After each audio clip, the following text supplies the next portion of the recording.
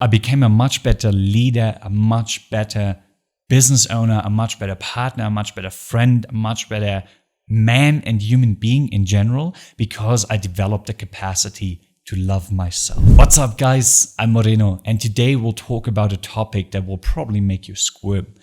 Because as men, when we hear of self-love, we think of this sort of airy fairy concept with the scented candles and the bubble baths and all the stuff girls do, and it really doesn't resonate with us for a bunch of reasons. However, every year I set a motto for myself, a sort of guiding principle I live by for 12 months. And last year it has been self-love. So I've had a full year to explore the topic, to dive deep into it, to look at it from different angles, and most important of all, to practice it. And after this year, I can now tell you that self-love is not just something for the feminine part of you or the women. It definitely will help you step into your healthy masculine power. First of all, I learned to set rock solid boundaries with people. And I let go of the people who didn't respect these boundaries, who didn't respect me, who were sucking energy from my life. And this sounds very trivial, but you probably know how hard it is to change a dynamic that's been in place for such a long time and to set boundaries with someone who is very close to you, but continuously keeps disrespecting them. Another thing is I've let go of a lot of destructive and self-sabotaging habits. So I used to smoke for the last 2 years because I went through a really rough phase and it really helped me cope with it. It was simply a coping mechanism, a coping skill. And I stopped doing that altogether. I'm further cutting down on weed. I've cut out porn. I'm getting back into like a healthy sleep schedule and all these kind of things, simply because I realized, okay, if I truly love myself, then I can't keep doing these things to myself. Another really cool change that happened is that I've grown my business for 2 reasons. First, I stopped playing it small and I realized, okay, I deserve to really go after my dreams. I deserve all these big things, I deserve putting myself out there and dreaming big for myself. Second is that I stopped beating myself up for my mistakes. Because in the past, when I did something wrong, when I got up late or messed something up in a business, made a mistake, or something didn't perform well that I tried, I used to beat myself up for that. And it ate up so much energy. Because if you spend hours beating yourself up for something, these are hours you can't use to actually learn from that mistake, move forward, and do better next time. So that is another huge change that came with self-love. And in general, I would say I'm nowadays, as compared to a year before, I'm much more able to love people wholeheartedly and much more unconditionally because I'm giving that same love to myself, because I have unlocked that capacity within myself. So I became a much better leader, a much better business owner, a much better partner, a much better friend, a much better man and human being in general, because I developed the capacity to love myself. So what I'd like you to see in all of these things I just cited is that self-love isn't just this weird concept, it's an actual practical game changer that will help you step into your masculine power in a much healthier way, in a much more powerful way than you have been doing before. So without further ado, let me show you how I actually learned to love myself as a man who came from a place of very conditional love. So I only appreciated myself if I performed at 100%. And if I didn't, I was beating myself up. I felt shit about myself. I thought I'm a loser. I thought I, can't satisfy the woman I'm with. She's going to leave me and all these sort of things. And they all came from a place of a lack of self-love, basically. So let me show you how I changed that around and how this year has been. The problem I had in the beginning with self-love that most people, men especially, have is that it's so intangible. You hear of self-love and then it's like, oh yeah, what am I supposed to do? Like give myself kisses, or how does that work? So when I started my journey, I did a lot of reading, a lot of research. And out of all the things that I found and the talks I had with people who were much more advanced on their path, I realized that for myself, there were really 3 pillars, 3 tangible pillars that I had to focus on in order to learn to love myself. And they are self-appreciation, self-respect, and self-acceptance.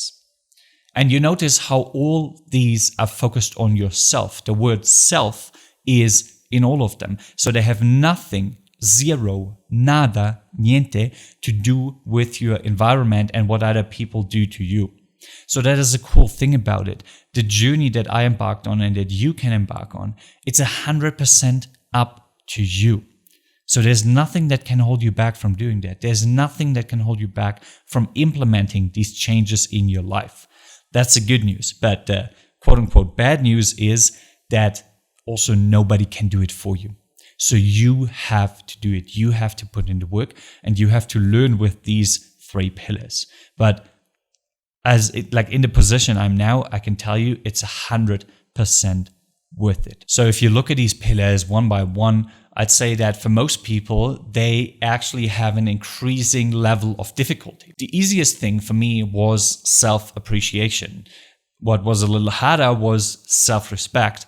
And then the hardest thing was self-acceptance. So let's go through them one by one. What does self-appreciation actually mean? Well, look at all the things you've achieved in your life, in the last year, in the last month, in the last week. How many of these things, of these efforts you put in, of these goals you reached, did you actually celebrate and appreciate? Because look, I know what it's like. If you're a driven man like me, you always have the next goal on the horizon. You always have the next goal on the radar. If you're done with the day, if you finished your work, if you've done your workout and whatever it is you're reading, everything you do, as soon as you've done that, you're like, oh, great. Now let's focus on tomorrow, what I'm going to do tomorrow. You're so focused on your future achievements that you simply don't appreciate how far you've come. And the problem with that is that without appreciation, without that support, we can easily fall into a hole and think, man, I'm not achieving anything. I'll never reach my goals. It's just never going to happen. And while it keeps you ambitious and keeps you hungry, it's also really easy to fall into a hole once you have a setback somewhere because you never appreciated everything you've done and you're only just focused on all the things you haven't achieved yet. So what I did to appreciate myself more, I think the biggest change was really that I added a journaling question. I have 6, now it's 7 journaling questions that I go through every evening. And I added the question, what effort am I proud of today? So every evening, I'll look back at my day and I'll look at all the things that I did well. Did I crush my workout? Hell yeah, man. I'm proud of that. Did I stay super focused during my work? Hell yeah. I'm proud of that. Did my day go to shit, but I still managed to get like the one important thing done, even though I didn't feel like it? Hell yeah, I'm proud of that. And I'm appreciating that about myself. And what it will do is it will signal your subconscious, yourself, that you're someone worthy of appreciation and pride, that you're actually doing well, that you're actually moving forward, that you're actually a great man. And this will change the whole view you have about yourself. Second pillar, and it's getting a little more difficult now, is self-respect. As a man, you know how fucking important respect is. Whether it's in your relationship, whether it's at work, whether it's with your friends. Respect is like air. As soon as you take it away, you suffocate. The problem is that if we don't respect ourselves, that will rub off on other people. So first, we won't respect other people either.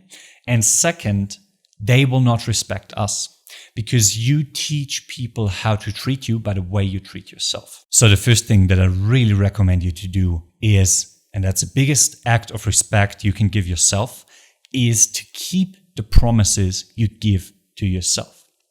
Because I know that you've been there where you said, oh, I'll get up early in the morning, but then the alarm rang, you didn't do it.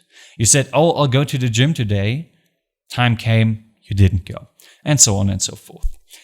Every time you do that, you disrespect yourself. And that, of course, signals your subconscious that you're not worthy of respect. So you stop getting respect from other people. You stop giving respect to yourself. And it shows in your relationship, in your business, and everywhere else. So if you feel disrespected by others, start with yourself. Take an honest look at yourself, at how you live your life, at how you deal with yourself, and ask yourself, okay, do I respect myself? And it's not just about keeping promises, it's about a lot of other things as well. For example, setting boundaries with others. If people do something you don't like, set a boundary. And if they communicate that, and if they still keep doing it, then you have to remove yourself from the situation. That is self-respect. If you keep staying in situations where others don't respect you, where others don't respect your boundaries, you're not respecting yourself. And again, the signals to your subconscious, you're not worthy, you're not loving yourself, you're not worthy of respect, and it will keep perpetrating the cycle. Another thing that has been huge for me is I'm a giver. I get joy out of giving. I love helping people out. I love making someone's life better. I love giving advice. I love holding space, all these sorts of things. But what I have had to learn is, there's this quote, and I can't remember by whom it is right now, but there's this quote that says, as a giver, you have to have limits because takers don't have any. And that really resonated with me. I've read it at one point this year and I'm like, yeah, that's right.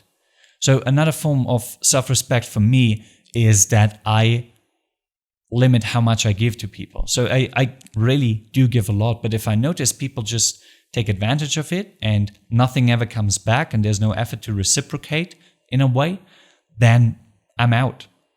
And that is something I had to learn, to not give more and more and more in hopes of winning the appreciation of someone else. That's not worth it. And that's disrespecting yourself, because you're crawling after someone and you're giving them more of what they already don't appreciate, and it won't work. You just keep disrespecting yourself. And the last point that I found really important is, it's super trivial, but it really changed a lot for me, is when I asked myself, okay, what would self-respect actually look like?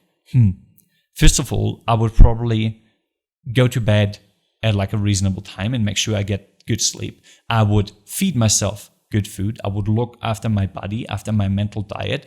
I would not waste my time anymore on social media or whatever it is, because I respect myself too much for that. So start with that. Really ask yourself, what would it mean if I truly respected myself? If I respected myself as a being, if I respected my time, my energy, everything, what would that look like?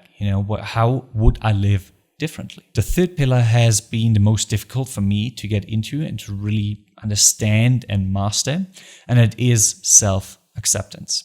And it's so important because as long as you have a part of yourself that you don't accept, you do not love yourself as a whole. You do not appreciate and respect yourself as a whole, because there's always this part that you say, nah, I don't want this inside of me. I don't want this to be a part of me. But you can't just abandon it. It just doesn't work that way. It is a part of you. And the sooner you accept that, the sooner you can actually move forward. Acceptance does not mean giving up. It means that you accept the situation as it is right now and you stop resisting it. So you free up the energy and time and resources to actually change it, to actually move forward, to improve your life. And I could actually look at it and say, yeah, man, that's an area of your life you really have to learn something more about. You really have to get better in. So now let's dedicate the energy and resources to it. And I actually moved forward and my life improved, and was very simple once the acceptance had come. The hard thing is that a lot of the things we don't accept about ourselves, they are very deeply buried within ourselves. So that's where stuff like shadow work comes in, where you actually look at all the things you've hidden in the shadow, you've hidden in the dark, you've put into this box in the basement in your mind, and you said, it's just going to stay there, I'm not going to look at it anymore. But the problem is that always influences you. Your shadow always influences you subconsciously. So, for example, I was shamed as a kid for being angry. I was a kid with a lot of anger for a bunch of reasons, which I don't want to get into now. But I was really angry, and I was shamed for that by my grandma. She told me, no, you can't be angry. It's no, you're not allowed to do that. You have to hide your emotions, everything. So what that created in my relationships and my business further down the line was a version of myself where I wouldn't allow myself to be angry, where I wouldn't allow myself to harness that power, because there's so much power in your anger. It's really what drives you forward. It's what gets you pissed off with the situation. So you say, fuck this, enough. I'll draw a boundary here. I'll change this there. And this is how we're going to move forward. So without that connection to that energy, obviously I was stuck. I was like paralyzed in so many situations. And once I accepted that part of myself, that angry part, all the anger and rage that I was capable of, once I did that, everything changed, because it allowed me to harness that energy, to use that anger to move forward. Because anger itself, it's nothing bad. You just have to learn to control your reactions to it and how to use it to actually create something rather than destroy it. That's a big part of a healthy and integrated masculine. So yeah, throughout the year, I've really focused on these 3 pillars. And as I've said in the beginning, it's brought massive changes in my life. And one of the biggest changes that I haven't talked about before is that today I'm much more capable of giving myself love when I need it. Because, there's so many situations where we need love because we feel beaten up, we feel like a loser, we feel like shit just goes downhill, and we just want, as men, like we want that sometimes, to just lean onto our shoulder and just fucking be held instead of holding others and supporting others all the time. We want to receive that as well. And unfortunately, you don't always get that from the outside world. It's just a reality we live in. If you have a great partner, she's capable of holding the space for you and supporting you, and that's amazing. But sometimes she isn't. Sometimes you're in an argument, sometimes she isn't there. So what I actually learned through all of that was to hold myself, to give myself the support that I needed in these crucial moments, and to make myself feel loved and supported. And I know this sounds a little airy-fairy, but it will free up so many resources and confidence and power inside of you. It's insane. A really cool trick here is to learn your primary love language. You can do this by just Googling love language quiz, and then some little quiz will pop up where it will show you which your primary love language is. There's physical touch, quality time, acts of service, words of affirmation, and gifts. So once you find out what really resonates with you, which of these things makes you feel loved the most, you can learn to give it to yourself. So for me, for example, it's physical touch and quality time. So what I've learned during this year is that when I feel down, all I really need is a hug. But there's nobody there to give me a hug, so I'll just do it myself. I'll sit there and I'll hug myself, and I close my eyes and, just like feel the love for myself. And it's great. It's great. I'll also sit there and like kiss my hand or something. And I promise you, it's going to feel super fucking weird in the beginning doing that. I promise you, it's going to be one of the weirdest things you've ever done. But it's so good. It's so nurturing. And it feels so powerful to be able to step into that yourself, to not be dependent on the love others give you, to not chase others for love, but to be capable to give that to yourself. It's going to change a ton. Bottom line, as I reflect on the last 12 months that I've focused on self-love, I really have to say it's one of the best things I've ever done for myself. And while the external results, so in the external world, in your business, relationships, everything, they might take a while to manifest themselves and really pop up, it's absolutely worth it. Like after these 12 months, I know I have laid the basis, the cornerstones for a much better life, for getting much further than I ever could have before, because so much in my beliefs about myself has changed. I view myself as a completely different person, a completely different man. And it also shows on the outside, and it shows in my external world. And I realize it every day that, I receive so much more from the universe, from the world, from other people than before, simply because I learned to love myself, and now I also am capable to really project that love outward and receive that in return. So I hope you found this video valuable. I hope it's been a little bit of a different insight into self-love than what you usually see with bubble baths and scented candles, and there's nothing wrong with that. But The approach I found over the last 12 months, it's a much more tangible one, and it's something everybody can do. And it's really step by step. There's no airy fairy stuff, whatever. Is really something you can do. You can start right now. And that's what I wholeheartedly recommend you to do, because it will change everything else in your life.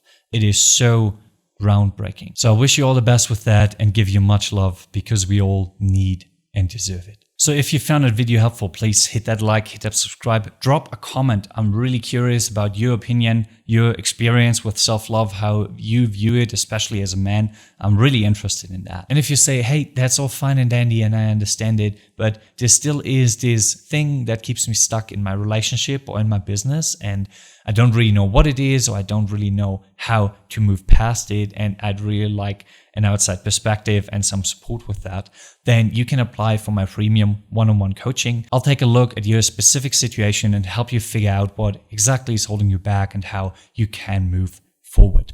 The link is in the description. Simply click on it if you want to change your life. This is your chance. Do it now, take action. And in any case, thank you for watching, and I'll see you next time. Take care. Bye-bye.